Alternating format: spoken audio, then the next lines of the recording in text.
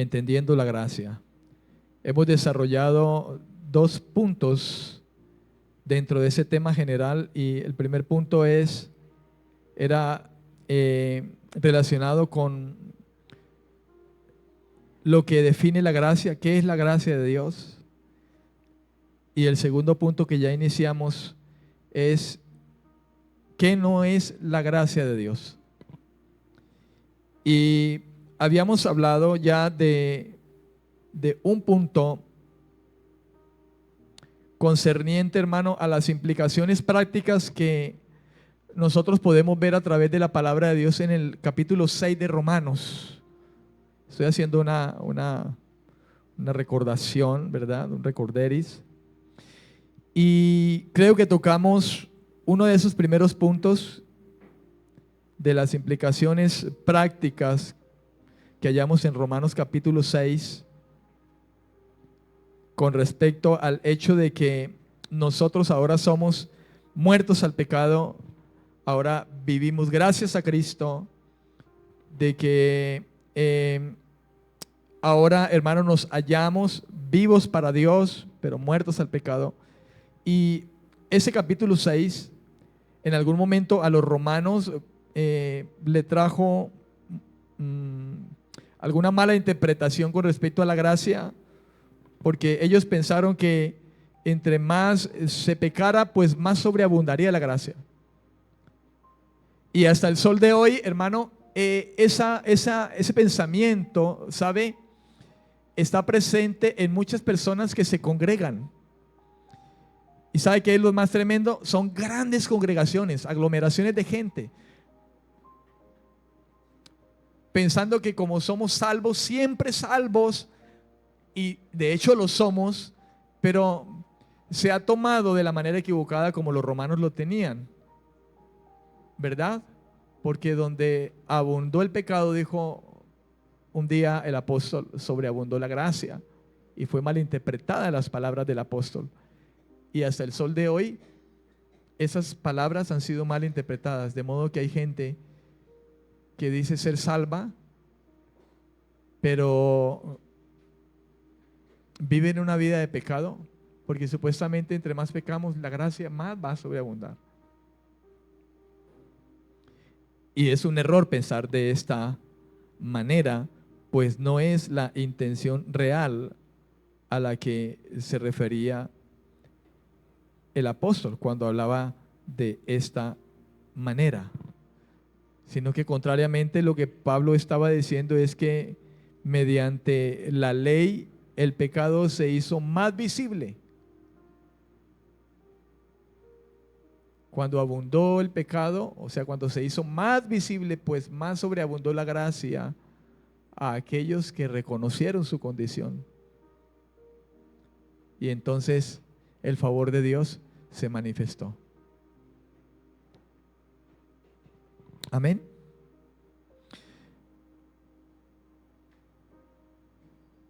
Hablábamos de que en primer lugar, hermano,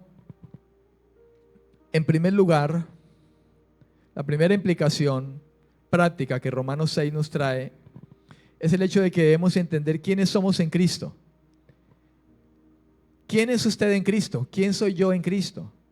Y la nueva identidad que hemos adquirido de parte de Dios, y una identidad, hermano, que debe de reflejarse en los pensamientos, en las palabras y en las acciones de cada uno de nosotros. Eso lo hablamos ya en primera instancia hace 8 días, en primer lugar. De allí que podamos entender lo que dice el apóstol, que si alguno está en Cristo, ¿es qué? Una nueva criatura. Si alguno está en Cristo, es una nueva criatura. Hermano, estar en Cristo no es estar en una iglesia cristiana. Estar en Cristo es el hecho de haber sido, hermano, nacidos de nuevo y haber sido involucrados en estar dentro de Cristo, estar en Cristo. Mi vida fundamentada en Él, sumergida en Él. La vida de nosotros estuvo sumergida en el pecado. Ahora mi vida está sumergida en Cristo. Y por el hecho de estar sumergida en Cristo, hace que en mí todo sea nuevo. Es una consecuencia, por decirlo de alguna manera. Si alguno está en Cristo, debe demostrarlo con el hecho de que usted ya no es la misma persona. Porque Dios ha entrado a actuar en nosotros. Él lo dijo. Jesús dijo, yo vendré y vendré a ustedes y haré morada en vosotros. Y pondré un corazón nuevo, dijo el profeta. Dios a través del profeta. Yo pondré en ustedes un corazón nuevo, nuevos pensamientos, nuevos deseos. De modo que esto no es una simple frase de cajón que Pablo hizo a los corintios, sino una realidad espiritual en nosotros. Esa es una primera implicación de Romanos capítulo 6. La segunda, ahora sí continuamos. En segundo lugar, la segunda implicación, hermano, que Romanos 6 nos trae como creyentes, estamos hablando de la gracia, de lo que es entender la gracia, ¿verdad? Y dentro del punto de qué no significa la gracia, pero estos puntos nos implican, hermano, cosas que nos ayudarán a entender eso. En segundo lugar, dice, vivir bajo la gracia no sugiere el rechazo de las leyes o normas morales. ¿Escuchó eso? Vivir bajo la gracia no sugiere el rechazo de las leyes o las normas morales. ¿Cuáles son el fundamento esencial de esas normas morales? Los 10 mandamientos, la ley de Dios. No robarás, no matarás, no codiciarás, no tomarás el nombre de Dios en vano, no tendrás dioses ajenos delante de ti, no adulterarás, no mentirás, honrarás a tu padre, a tu madre. Y todo lo que se desprende de esa base, de ese fundamento, hermano, son las leyes morales de Dios. Vivir bajo la gracia no sugiere en ningún momento que yo debo dejar eso de un lado. Porque no somos salvos por la ley, sino por la gracia. No quiere decir que yo voto la ley. Antes, la gracia confirma la ley en nuestros corazones. La gracia permite, hermano, y capacita a los creyentes para cumplir el requerimiento justo de la ley.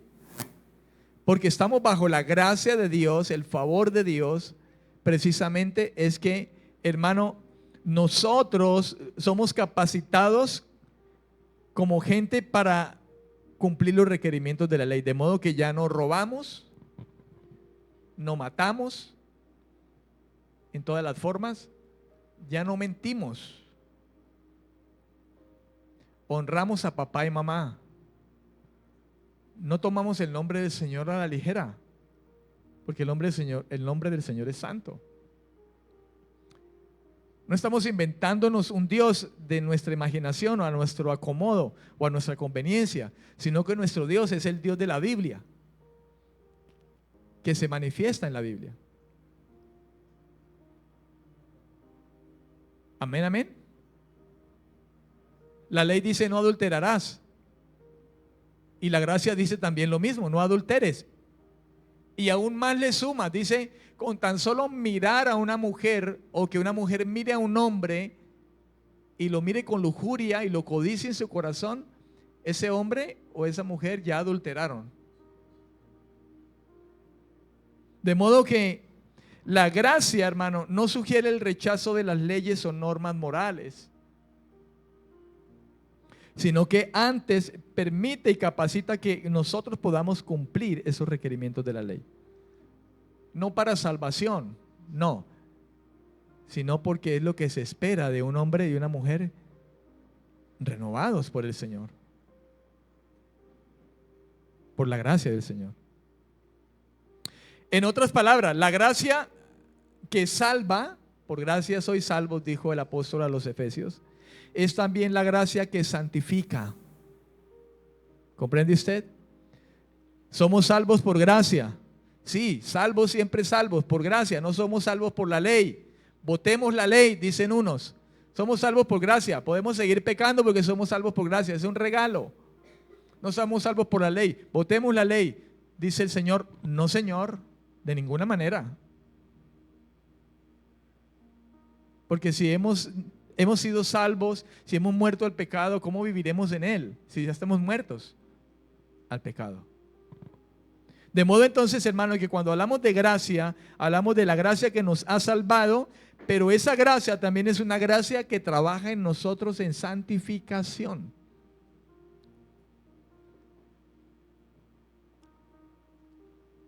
Romanos 8, versículo 4. Voy a leer este versículo en la traducción al lenguaje actual. Dice, Romanos 8:4, traducción al lenguaje actual, dice: lo hizo para que ya no vivamos de acuerdo con nuestros malos deseos, sino conforme a todos los justos mandamientos de la ley, con la ayuda del Espíritu Santo.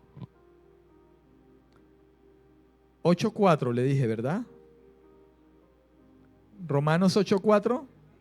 Vamos a leer el contexto. Permítame aquí ubicarme. Romanos 8:4. Romanos 8. Permítame, traducción al lenguaje actual. Voy a leerlo desde el versículo 1 para que nos pongamos en contexto. Amén. Dice en la traducción al lenguaje actual, Romanos 8:1. Dice, por lo tanto, los que vivimos unidos a Jesucristo no seremos castigados. Ahora, por estar unidos a Él, el Espíritu Santo nos controla y nos da vida. ¿Escuchó eso? Nos controla. ¿Escuchó eso, hermano? Ya no nos controla el pecado, el espíritu de pecado, digámoslo así. Ahora el Espíritu Santo es el que nos controla. Antes nos controlaba el espíritu de este mundo, el espíritu de pecado. Ahora nos controla el Espíritu que es santo, apartado del pecado, apartado de lo mal, del mal, que es santo. No hay maldad en el Espíritu Santo, en Dios. Ese es el que nos controla. ¿Y nos da qué? Nos da vida, porque antes estábamos muertos en delitos y pecados. Ahora no. Por eso nos da vida. Y nos ha librado, dice, del pecado y de la muerte. Dios... Versículo 3, Dios ha hecho lo que la ley de Moisés no era capaz de hacer. ¿Escuchó eso? Lo que la ley de Moisés no era capaz de hacer. ¿Por qué? ¿Porque la ley es mala? No, los malos somos nosotros. La ley es buena. Los malos somos nosotros. Pero la ley no podía hacerlo, la ley está ahí. Y dice, cúmplala. Amén. Dice, ni podría haber hecho, porque nadie puede controlar sus deseos de hacer lo malo. Dios entonces envió a su propio Hijo y lo envió tan débil como nosotros los pecadores, o sea, en esta carne. No que Cristo hubiese sido débil en cuanto al pecado, que pecó como nosotros, no. No, lo hizo carne. Amén. Lo envió para que muriera por nuestros pecados.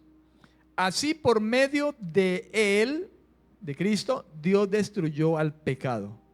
Escuche. Y lo hizo para que ya no vivamos de acuerdo a nuestros malos deseos, sino conforme a ¿qué? A todos los justos ¿qué? Mandamientos de la ley, con la ayuda del Espíritu Santo. ¿Vio usted, hermano? Con la ayuda del Espíritu Santo nosotros ya no mentimos, no debemos mentir, ni robar, ni matar, ni deshonrar a padre y madre, ni adulterar, ni codiciar.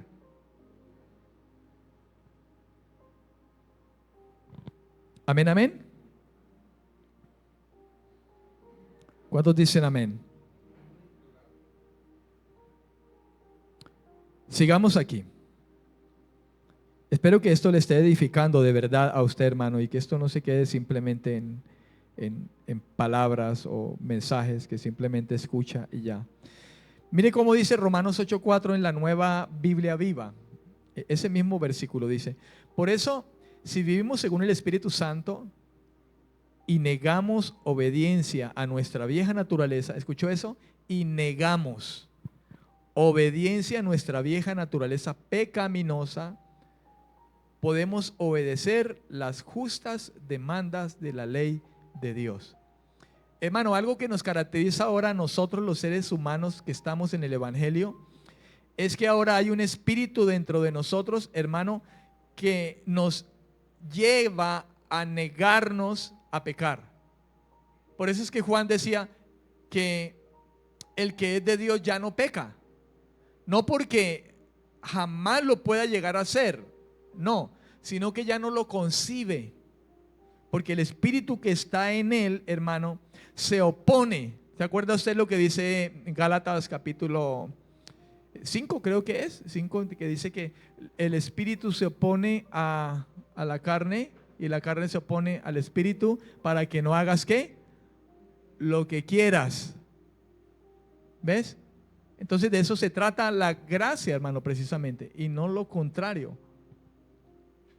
Amén.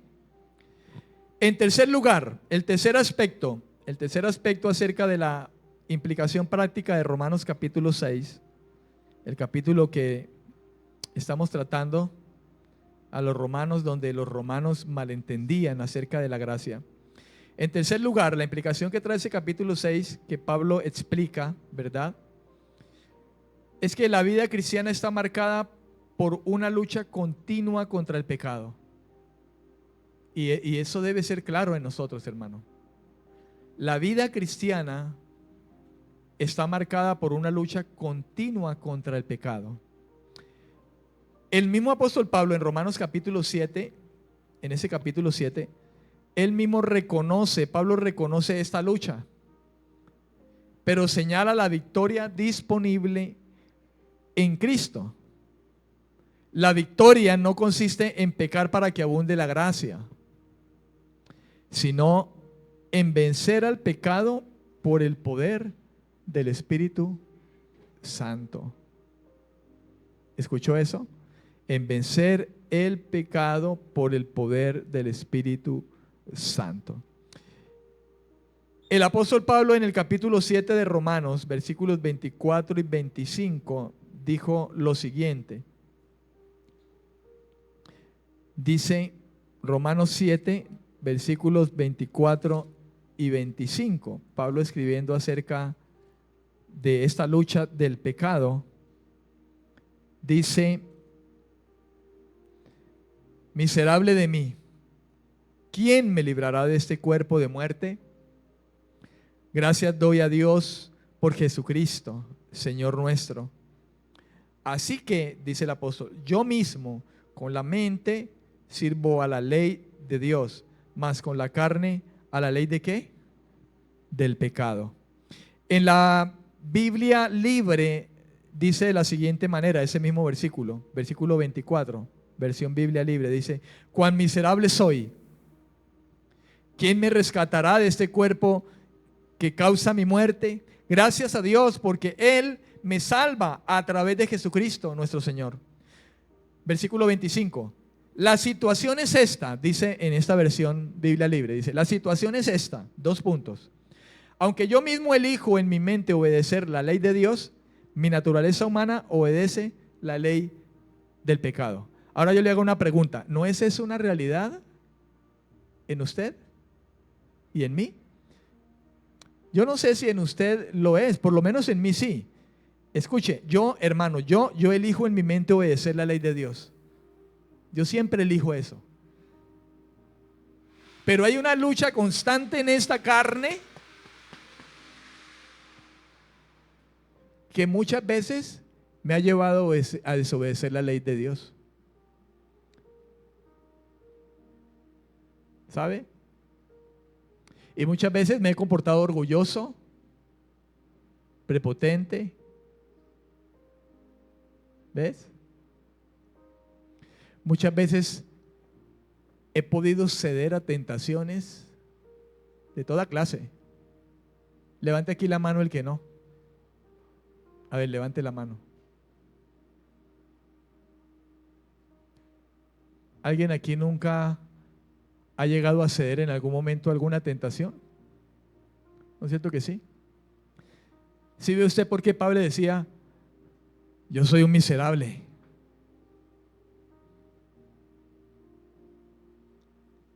Hermano, en ocasiones en que a mí me ha pasado, le confieso, he recordado esto y he dicho, Señor, yo soy un miserable, como dijo Pablo. No sé si a usted le ha pasado, ¿no? O más santo que yo, o qué sé yo. Pero he tenido que llorar lágrimas, hermano. Te lo digo con el corazón en la mano. Y como quien sabe que Dios oye en este momento, me conoce.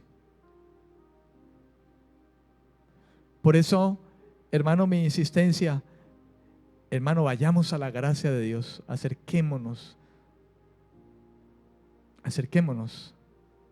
porque hay hermano, una gracia constante y creo que vamos a alcanzar a ver algo acerca de eso ahora, que está predispuesta para usted y para mí. Pero mire lo que dijo Pablo, cuán miserable soy. Y dice, la situación es esta, dice esta versión. Yo mismo elijo en mi mente obedecer la ley de Dios, pero vaya, esta naturaleza humana me lleva a veces a hacer cosas con las que me siento el más miserable de todos los hombres, porque no quisiera fallarle a Dios. ¿Ve usted, hermano, lo maravilloso de la gracia infinita de Dios? Es tan grande la gracia de Dios, hermano, que debemos entenderla también, hermano, que nos debe impulsar al hecho de siempre, hermano, considerarnos muertos al pecado, negarnos, humillarnos, bajarnos, hermano, y buscar siempre la buena y agradable y perfecta voluntad del Señor. Y obedecerle a Dios. Como cantábamos ahora esa canción, mis huesos claman por verte sonreír, que le saquemos una sonrisa a Dios antes que el enojo, porque somos gente que le da más lugar a su carne, porque mantenemos en pleitos, porque le damos lugar a nuestra carne y pecamos con nuestros ojos, con nuestra boca. ¿Estamos de acuerdo, hermanos? Amén. Bien, si usted está escribiendo ahí, puede escribir ahora a manera de semitítulo, como ha venido escribiendo. Escriba gracia sobre gracia. Gracia sobre gracia.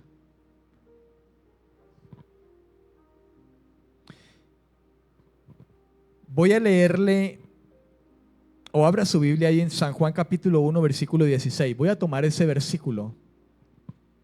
Vamos a tomar ese versículo, San Juan capítulo 1, versículo 16. Voy a leerlo en la Reina Valera 1960 y en algunas otras versiones. San Juan capítulo 1, versículo 16. San Juan capítulo 1, versículo 16. Amén. Ok. Entonces, dice de la siguiente manera. En la 1960 dice, porque de su plenitud tomamos todos y gracia sobre gracia. En la Nueva Traducción Viviente dice, de su abundancia, y es Juan el que está hablando aquí, ¿verdad? Dice, de su abundancia todos hemos recibido una bendición inmerecida tras otra.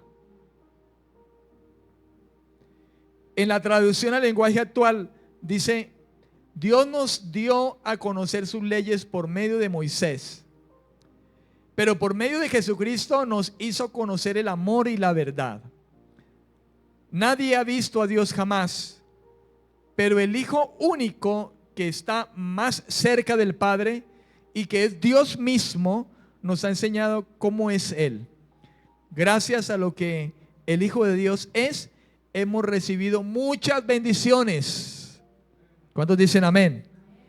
En la palabra de Dios para todos dice, todos hemos participado de su perfección y recibido generosamente bendición tras qué? Tras bendición. ¿Bendición tras qué? Tras bendición. La Nueva Biblia Viva dice, de la abundancia que hay en Él, todos hemos recibido bendición sobre bendición.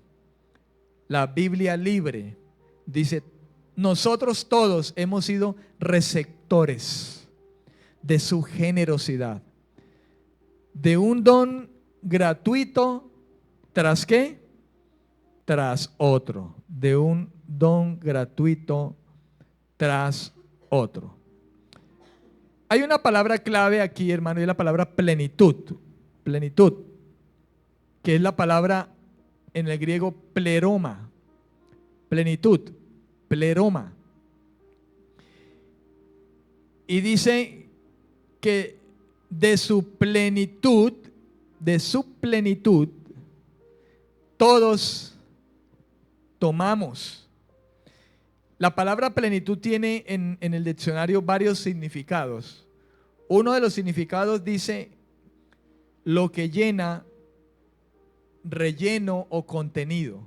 Lo que llena, coma, relleno, coma, contenido. Otro significado dice el hacer completo. El hacer completo. El cumplir o cumplimiento.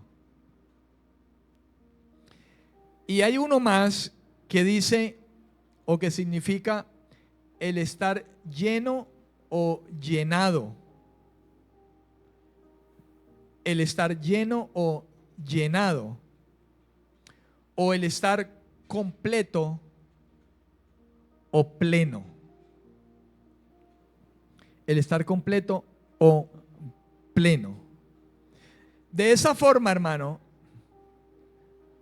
de esa forma es que dice Juan, ese último significado es que dice plan, porque de su plenitud tomamos todos. O sea, porque de eso que está lleno Cristo, de eso que Él está completo y pleno, de eso todos tomamos. De eso que está en Él, que está lleno y está completo, Cristo, de eso que Él tiene y de lo que Él está lleno todo, de eso tomamos todos. Y dice, y gracia sobre gracia. Es lo que dice Juan allí. De modo que cuando dice gracia sobre gracia se refiere a eso, todo de lo que está lleno Cristo y esa abundancia de Él, de lo cual nosotros recibimos y nos es dado bendición tras bendición. No termina algo, hermano, y ya hay algo más que se está añadiendo constantemente. ¿Usted se acuerda cuando dijo el Señor que los que creen en mí, como dice la Escritura, de su interior correrán ríos de agua viva? Los ríos corren corren aguas tras aguas, aguas tras aguas. Dice corren, no son aguas estancadas, hermano, no son aguas quietas, sino que son aguas que están en continuo movimiento.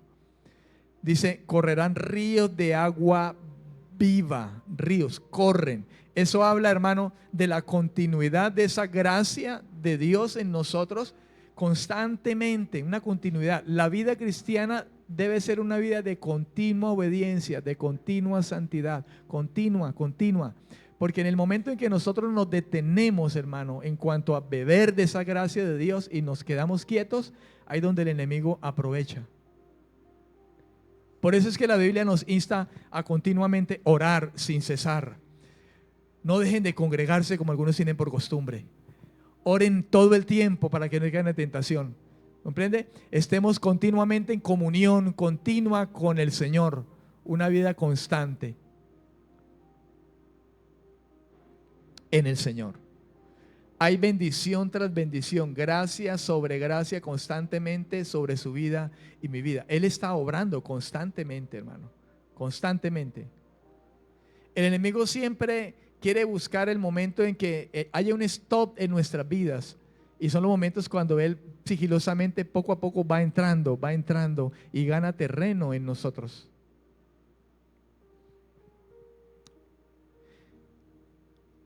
Este concepto bíblico mencionado en Juan 1:16, hermano, recordémoslo, San Juan 1:16, porque de su plenitud tomamos todos y gracia sobre gracia. Significa que aunque la ley de Moisés trajo gracia de alguna manera, y le voy a decir por qué.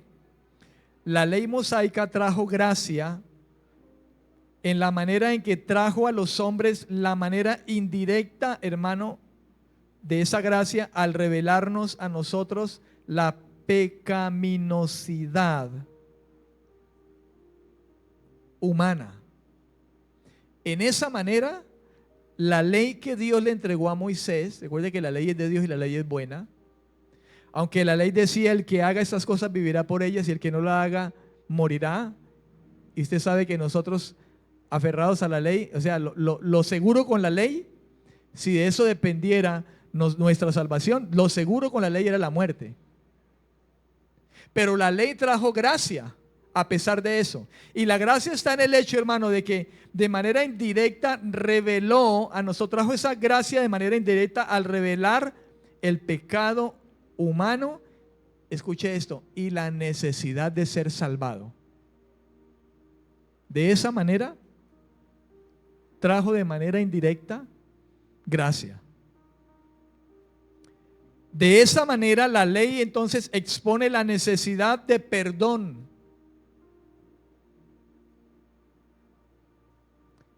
Y, escuche, y la salvación por fe, no por obras. Porque si de obras se trata, la obra de la ley es imposible para nosotros, para pretender por ella ser salvos. Por eso es por fe, por confianza en lo que Dios hizo al cumplir la ley perfectamente y que Él nos diga, confía, eso lo hice por ti y yo lo pongo en tu cuenta. Confía. Solo quiero que tengas una actitud de no pecar más, de arrepentimiento, que te apartes del pecado. Diga, Señor, soy pecador, lo reconozco, estoy perdido, sálvame, no quiero pecar más. Y que confíe plenamente. ¿Sabe, hermano, que la fe es tan importante?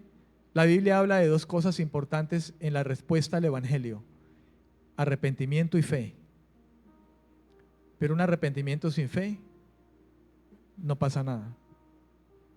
Yo puedo estar arrepentido, pero si no tengo fe en lo que Cristo hizo en la cruz,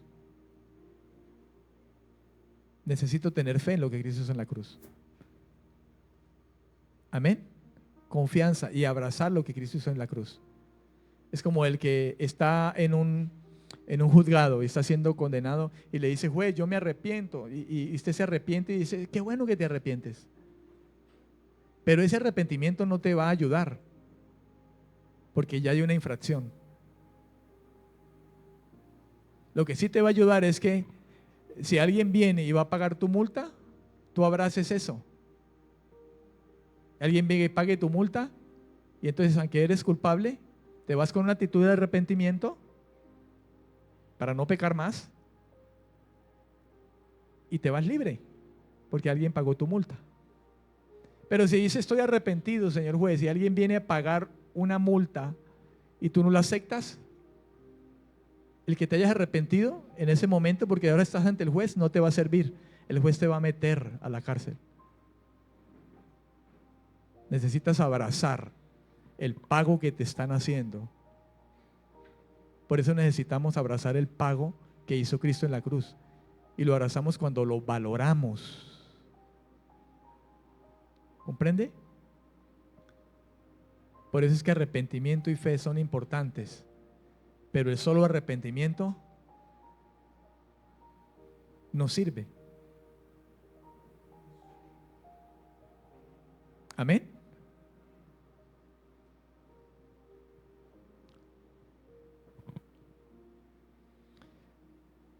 Mucha gente ha dicho me arrepiento,